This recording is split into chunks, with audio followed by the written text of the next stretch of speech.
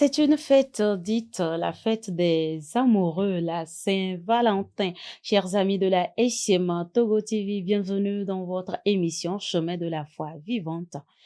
Ce soir, nous allons en parler, nous allons ensemble avec le Père que je reçois ce soir voir comment un chrétien peut-il vivre la fête de la Saint-Valentin. Alors, chers amis, merci de votre fidélité. Restez avec nous. Cher Père, merci d'avoir accepté nous accorder de votre temps et vous n'êtes plus vraiment à présenter. C'est le Père Jean-Claude Do. Il est en congé à Lomé et nous offre de son temps depuis son arrivée pour des enseignements. Merci, cher Père. Je vous en prie, c'est avec plaisir. Merci, mon Père. Alors, mon Père, la Saint-Valentin, que signifie cette fête? Quel est son historique? Quelle est son origine? Mais la Saint-Valentin, il y a plusieurs personnes qui disent beaucoup de choses à propos. Pour nous les chrétiens, c'est plutôt un saint qui aurait fait des miracles au temps des Romains, où il était interdit formellement de se marier. C'est-à-dire les soldats romains devaient être sans épouse, c'est-à-dire célibataires, pour se donner totalement à la guerre, à leur métier, pour ne pas avoir d'attache avec la famille, et ainsi se jeter sans peur dans le combat. Tu vois, c'est ça que nous avons comme tradition. Je commence par là avant d'aller ailleurs, parce que c'est mieux. Et donc, Valentin, il semble que c'était à l'époque de l'empereur Claude, je crois. Et Valentin, semble-t-il, se cachait pour célébrer les mariages des soldats, alors que c'était interdit. Alors finalement, il a été dénoncé et jeté en prison.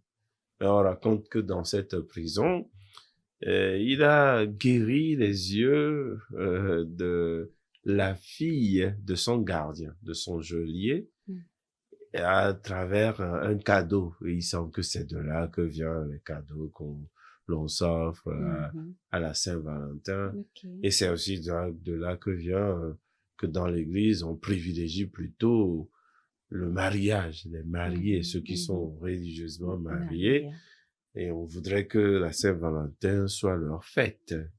Mais quand on sort du cadre de l'Église, il y a d'autres traditions qui s'entremêlent. Des gens en Angleterre qui étaient encore catholiques, et où les gens s'offraient des cadeaux en cette date-là, pour justement marquer l'amour, l'amitié, la sympathie. On peut aussi retourner plus loin dans les rites romain où on nous dit qu'il y avait une certaine fête de la fécondité. On pensait que en ce temps, certains oiseaux ou certains animaux se retrouvaient, que c'est la saison des amours. Donc, il y a tout ce mélange-là, pardon, qui nous mène aujourd'hui à la Saint-Valentin telle que nous la connaissons, et qui, malheureusement, n'est pas toujours très sain, S-A-I-N, car c'est devenu vraiment la fête des amours et non peut-être des amoureux.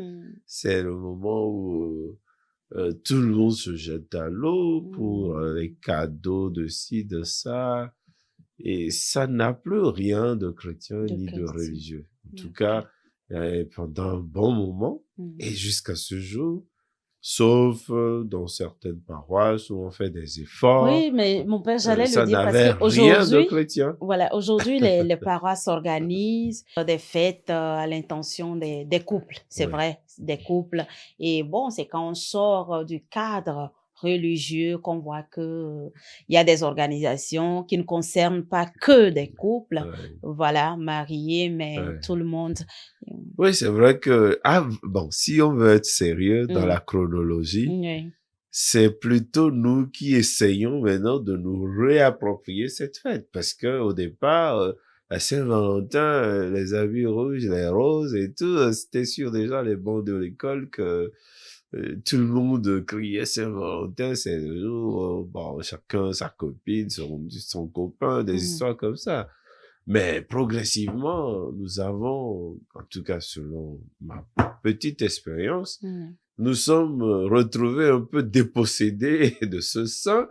Alors, certains curés ont fait des efforts pour ramener un peu cette fête dans le giron de l'Église en magnifiant l'amour des couples.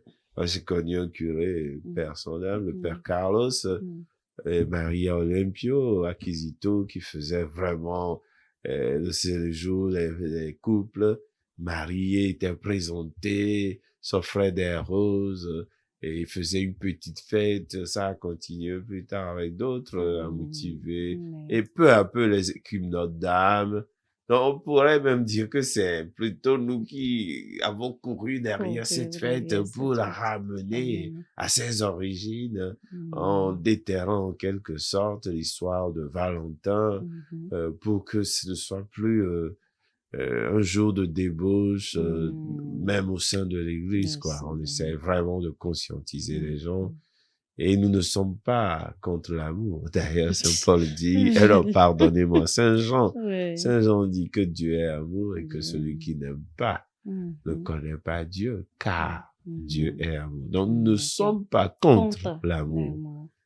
Mais c'est peut-être une certaine manière d'aimer ou de galvauder cette fête-là qui ne correspond pas à notre conception ou vision chrétienne de cet événement. D'accord. Merci, cher père. Alors, on remarque quelque chose. La date, elle ne change pas. C'est-à-dire, chaque année, c'est 14 février, 14. Pourquoi 14 février? Et est-ce que liturgiquement, voilà, elle a vraiment un sens, cette fête? Bon, les fêtes chrétiennes, si c'est une fête vraiment chrétienne, se célèbre le jour de l'anniversaire de décès du saint. Okay. Donc, si Valentin a été martyrisé, comme nous le dit la tradition, il a été martyrisé un 14. Peut-être qu'il n'était même pas seul. Ils ont été plusieurs martyrisés un 14 février. Alors, dans l'Église, c'est le jour du décès d'un saint qu'on le célèbre. Ce n'est pas le jour de sa naissance. Le décès, c'est plutôt sa naissance au ciel. Donc, on pourrait dire que ce 14 représente le jour de décès ou de naissance au ciel de Valentin qui mariait clandestinement des soldats jusqu'à ce qu'on les exécute.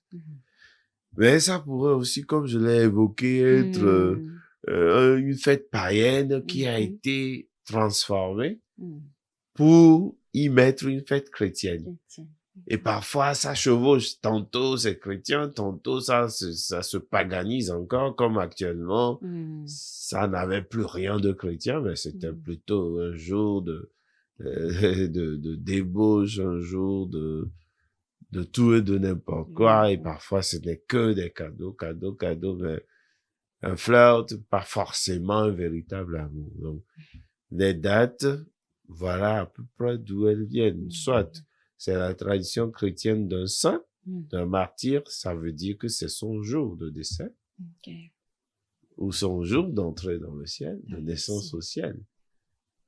Et où il y avait une tradition ancienne, et puis on l'a christianisé, où on a mis une fête chrétienne sur cette période-là, pour que ça soit transformé. Un peu comme le 25 décembre, qui est la naissance dans la tête des anciens du soleil invaincu. Sol invictus, parfois les Lupercales. Il y avait d'anciennes fêtes. Et c'est Saint Irénée qui disait, vous ne pouvez pas empêcher les gens de manger leurs victimes, ça veut dire leur viande de bœuf en l'honneur de tel.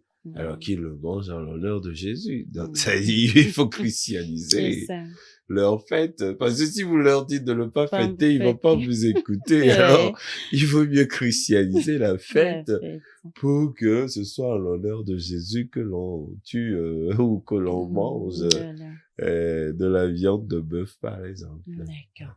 Merci, cher Père. Alors, qui est concerné par cette fête? Et le signe visible de la Saint-Valentin, c'est la couleur rouge. Pourquoi, mon Père? Mais ceux qui sont concernés, en tout cas, je précise toujours, parce que il y a ce que le monde fait. Et oui, là, nous sommes dans l'église, voilà. Dans l'église, c'est les couples mariés et tout au plus ceux qui se préparent au mariage. Ceux qui ont célébré soit déjà les fiançailles, qui sont présentés à la communauté ou le mariage déjà civil, les couples régulièrement constitués, c'est leur fête, c'est leur jour, où ils s'offrent des cadeaux, ils célèbrent une messe, ils renouvellent leurs promesses de fidélité, d'amour, leur consentement. C'est d'abord eux. Ce n'est pas pour les amours de rue, de classe, de mur, pas comme le système, bon, comme on dit chez nous dans notre langue. Et c'est pas ça. En tout cas, dans la conception de l'église, ce n'est pas ça. Et pourquoi le rouge? Le rouge, c'est la couleur de l'amour, c'est la couleur du sang, c'est la couleur du cœur, c'est la couleur de la flamme. D'ailleurs, on représente le Sacré-Cœur lui-même rouge, bien sûr, avec une flamme. La flamme représente la puissance de l'amour. Et le rouge symbolise l'amour, c'est la couleur de l'amour. Les roses rouges, par exemple, c'est la couleur de l'amour. Dans presque toutes les traditions humaines, le rouge symbolise l'amour. Du moins, si ce n'est pas le sang, c'est l'amour. C'est ça. Le rouge qui symbolise l'amour, soit le sang, mais nous, en amour, à Saint-Valentin, le rouge symbolise l'amour. Et dans l'église, ce sont les couples reconnus, légalement mariés, qui sont concernés par la Saint-Valentin. Oui. Mon père, existe-t-il d'autres symboles de la Saint-Valentin et comment un chrétien aujourd'hui peut-il vivre cette fête? Dans le monde, il y a plein de symboles, Cupidon, tout ça. Il y a plein de choses. Mais nous essayons quand même de ramener l'amour des couples à l'amour de Jésus. Ça dit que le véritable amour humain prend sa source en Dieu. Et l'amour véritable dans les couples doit normalement se fonder dans l'amour du Christ. Si le couple ne prend pas ses sens, ses origines, et que son amour ne se renouvelle pas dans l'amour le plus grand, ça dit celui de Dieu, parfois ça finit très mal. Ça dit que dans le couple, et au centre du couple, et au-dessus du couple, il doit y avoir le Christ. Il doit y avoir l'amour du Christ. Parce que c'est dans cet amour-là que nous grandissons. Et c'est de cet amour-là que nous tenons nos amours. Et c'est aussi dans cet amour de Jésus que nous sommes capables de réconciliation, de pardon, de tolérance et de changement. Parce que, vous savez, je dis souvent à certains que je prépare au mariage, le lieu conjugal ou la maison conjugale, c'est pas, le foyer, c'est pas un ring, quoi. Personne ne va à un mariage en s'achetant des gants et un masque et des chaussures de boxe avec des protège-dents, quoi. Normalement, on se dit que on s'aime pour toute la vie, mais il n'y a pas d'amour sans pardon. Donc oui, il y a plein de symboles, mais il faut que nous, les chrétiens, nous soyons, je dirais, suffisamment concentrés sur la véritable origine de nos amours. C'est Jésus, c'est Dieu lui-même. Il doit être central. Et donc, les couples doivent se recevoir de Dieu et se renouveler chaque fois en Dieu. Ouais. D'accord. Les couples doivent se recevoir de Dieu, se renouveler chaque fois en Dieu. C'est le sens de la Saint-Valentin chez les chrétiens. Mon père, qu'est-ce qu'on peut offrir ces couples qui fêtent l'amour lors de la Saint-Valentin? Qu'est-ce qu'on peut offrir? Eh bien, d'ordinaire, déjà, tout le monde offre des roses, des fleurs.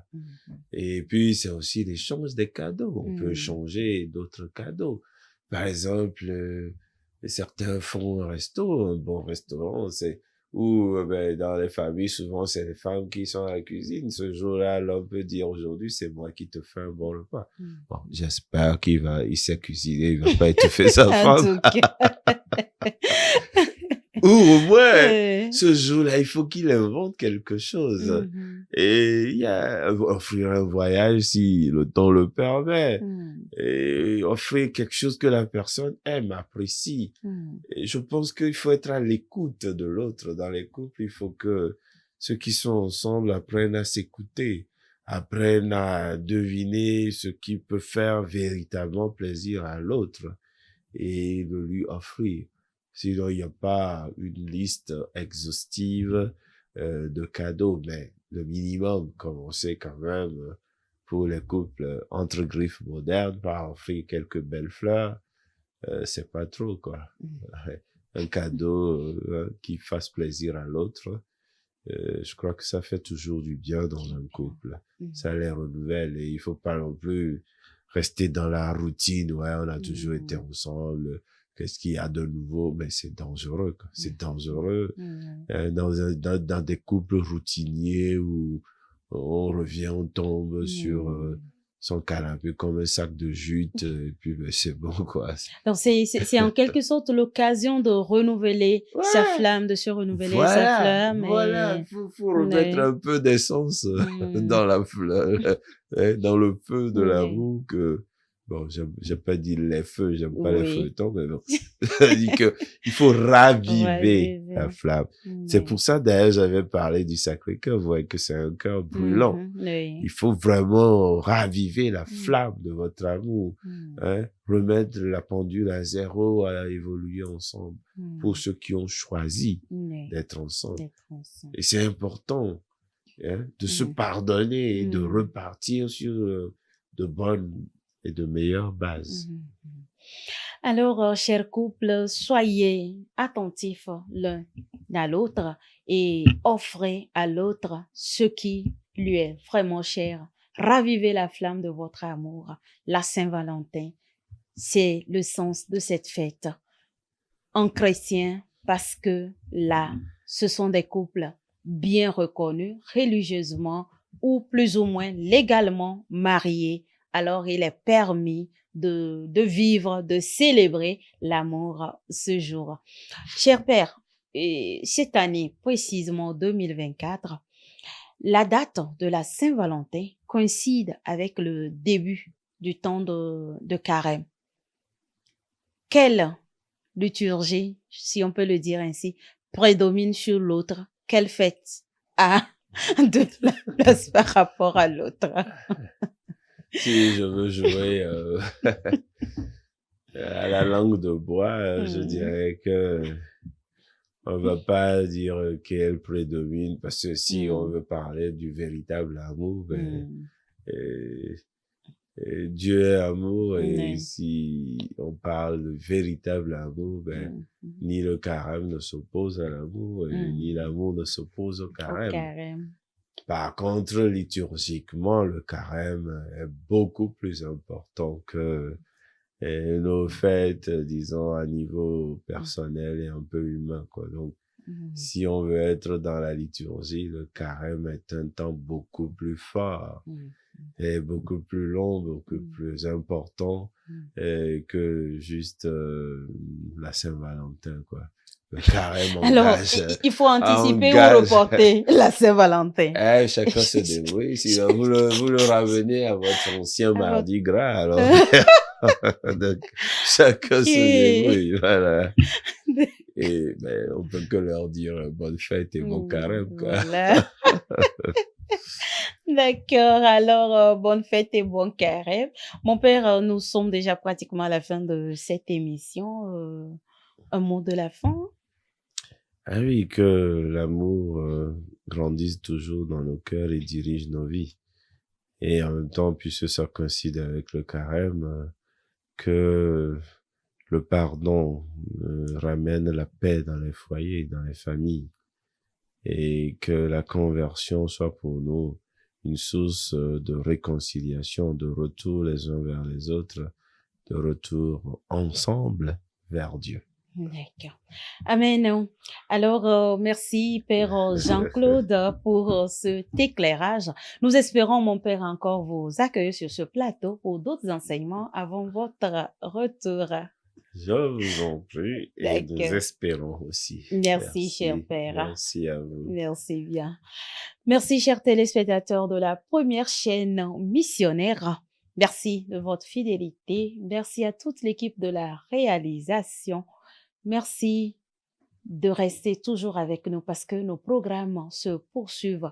Bonne fête de la Saint-Valentin. Bon temps de carême. Chers amis, la vie est très belle et très courte. Rions beaucoup, prenons du plaisir et surtout prenons soin de nous. À très vite.